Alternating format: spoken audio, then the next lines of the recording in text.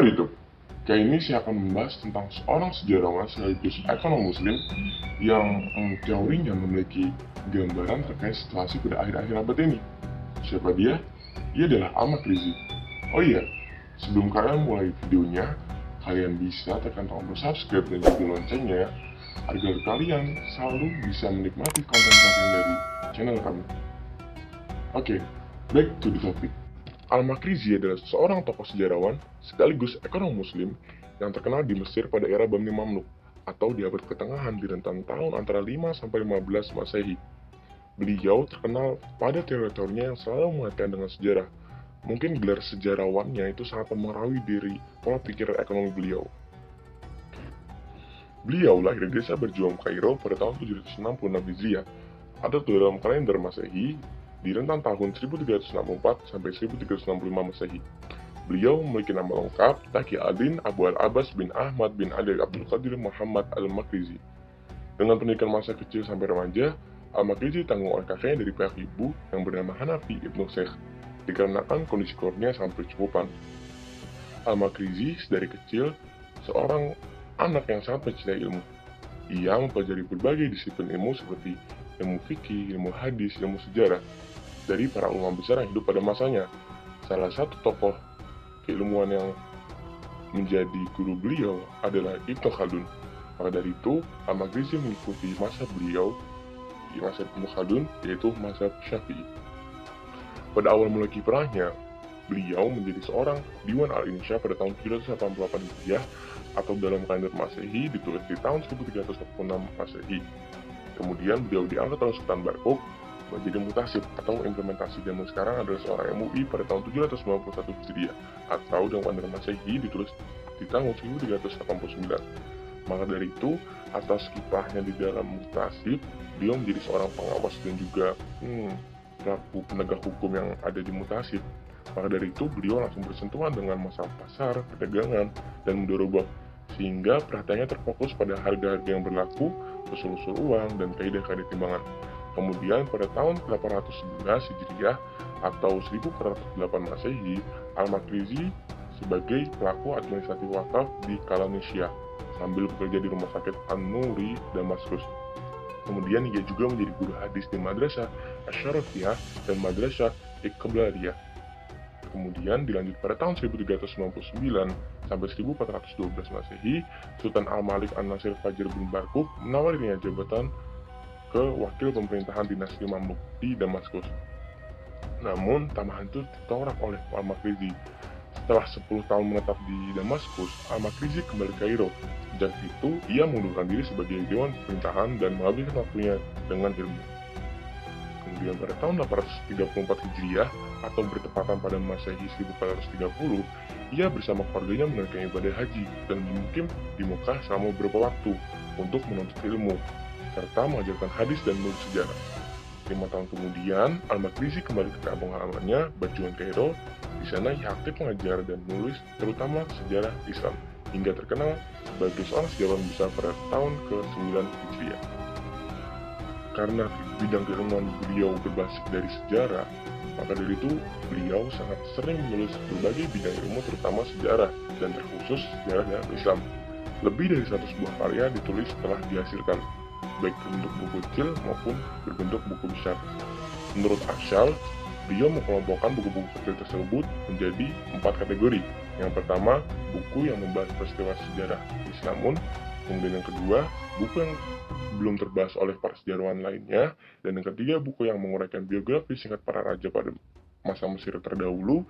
Dan yang keempat, buku yang mempelajari beberapa aspek ilmu murni atau sejarah beberapa aspek sosial dan ekonomi dunia Islam pada umumnya. Sedangkan terhadap kategori karya-karya Al-Makrizi yang berbentuk buku besar, yang pertama adalah buku yang membahas tentang sejarah dunia, yang kedua buku yang menjelaskan sejarah Islam umum, dan yang ketiga buku yang menguraikan sejarah Mesir pada Islam. Salah satu karya beliau yang paling terkenal adalah Khulsatul Ummah bin Kashful Ghummah, yaitu merupakan karya penting tentang ekonomi yang telah memberikan inspirasi bagi pengembangan teori ekonomi hingga saat ini. Atau buku ini adalah sebuah arsip yang menjadi sumber pemikiran modern. Dalam buku itu, beliau membahas persoalan inflasi, uang dan permasalahan yang belum terselesaikan terkhusus di negara Mesir terdahulu.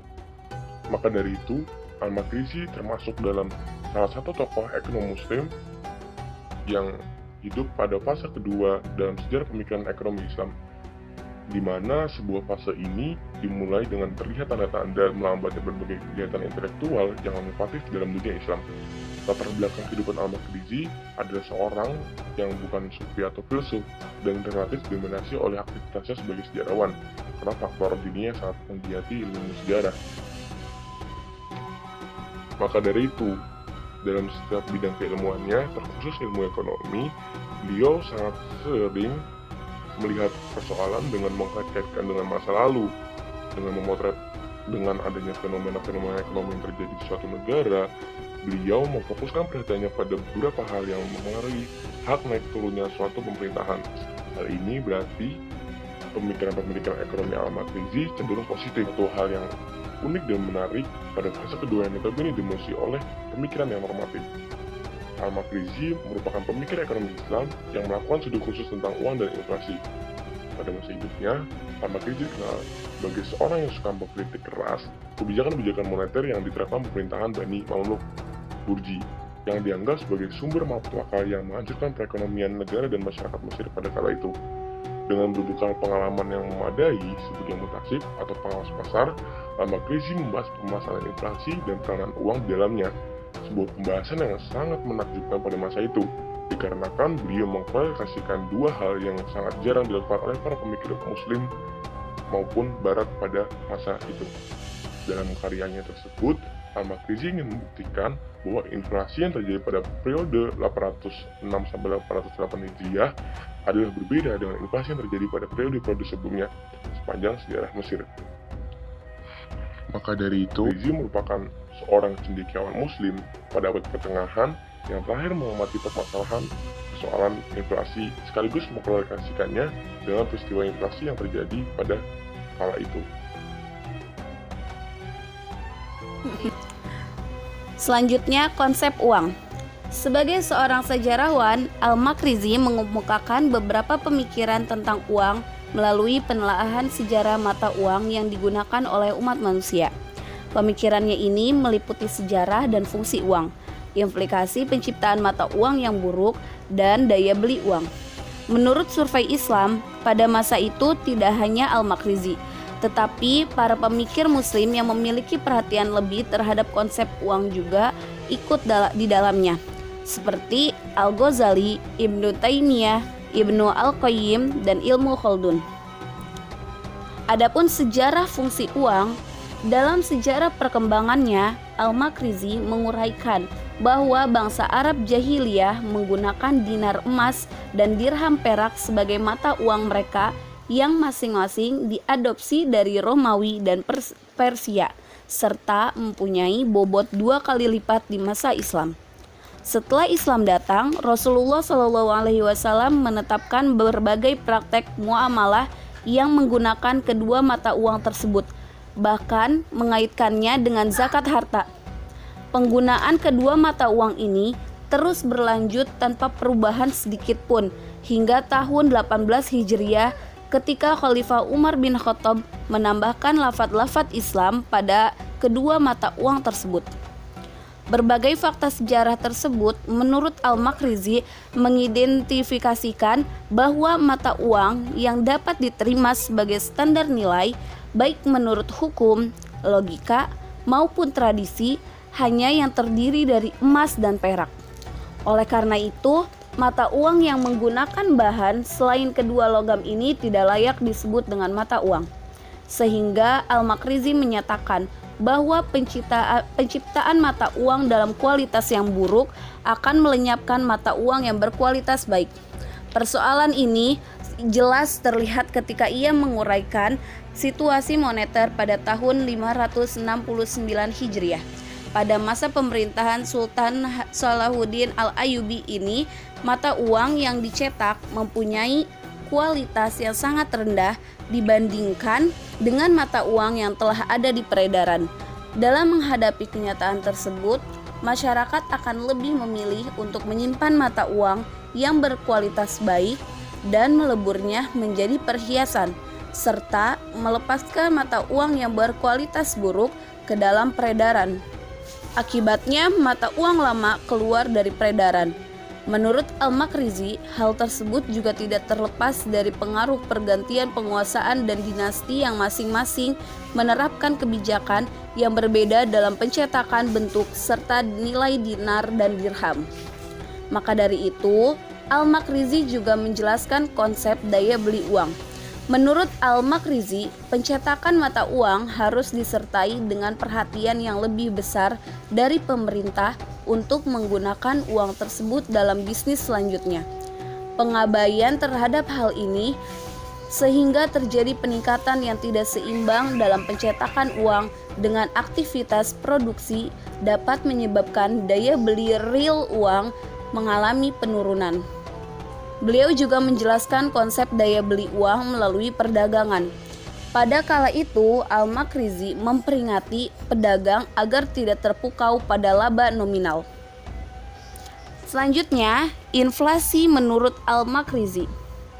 Kemudian, teori yang terkenal yang digagas oleh Al-Makrizi adalah teori inflasi. Menurut pandangannya, menyatakan bahwa peristiwa inflasi merupakan sebuah fenomena alam yang menimpa kehidupan seluruh masyarakat di dunia sejak masa dahulu hingga sekarang. Menurutnya, inflasi terjadi karena harga-harga secara umum mengalami kenaikan dan berlangsung terus-menerus, atau persediaan barang dan jasa mengalami kelangkaan karena banyak yang sangat membutuhkannya, harus mengeluarkan lebih banyak uang untuk sejumlah barang dan jasa yang sama. Dalam karyanya buku Ighathul Ummah Bikashafil Gummah, Al-Makrizi menceritakan tentang berbagai bencana yang terjadi di Mesir pada saat raja-raja Mesir dan bencana-bencana tersebut yang menyebabkan harga-harga yang biasa disebut dengan inflasi.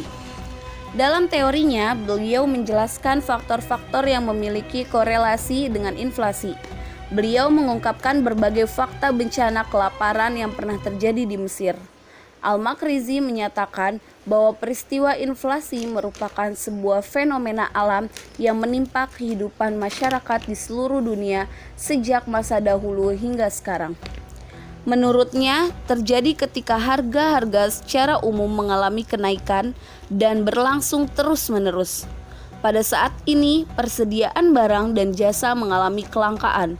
Dan karena konsumen sangat membutuhkannya, maka konsumen harus mengeluarkan lebih banyak uang untuk barang dan jasa yang sama. Inflasi menurut Al-Makrizi terbagi dua. Yang pertama, adapun ia inflasi alamiah. Inflasi alamiah disebabkan oleh berbagai faktor alamiah yang tidak bisa dihindari oleh umat manusia. Al-Makrizi juga menyatakan bahwa ketika terjadinya suatu bencana alam, maka akan berimplikasi pada bahan-bahan makanan dan hasil bumi yang lainnya mengalami gagal panen, sehingga terjadi kelangkaan karena persediaan barang-barang tersebut mengalami penurunan yang sangat drastis. Selanjutnya ada inflasi non-alamiah.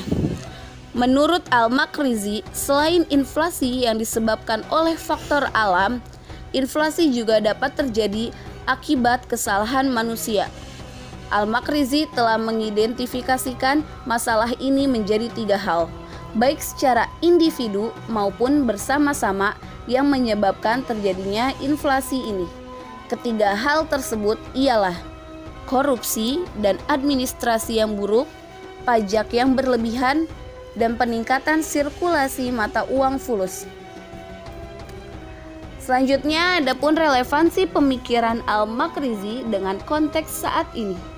Salah satu pemikiran Al-Makrizi yang masih relevan dengan konteks kekinian adalah terkait masalah inflasi. Menurutnya, inflasi terjadi ketika harga-harga secara umum mengalami kenaikan dan berlangsung terus-menerus. Timbul karena adanya peredaran mata uang yang tidak seimbang. Dalam konteks kekinian, timbulnya inflasi dapat disebabkan oleh dua hal, yaitu inflasi karena dorongan biaya dan inflasi karena meningkatnya permintaan.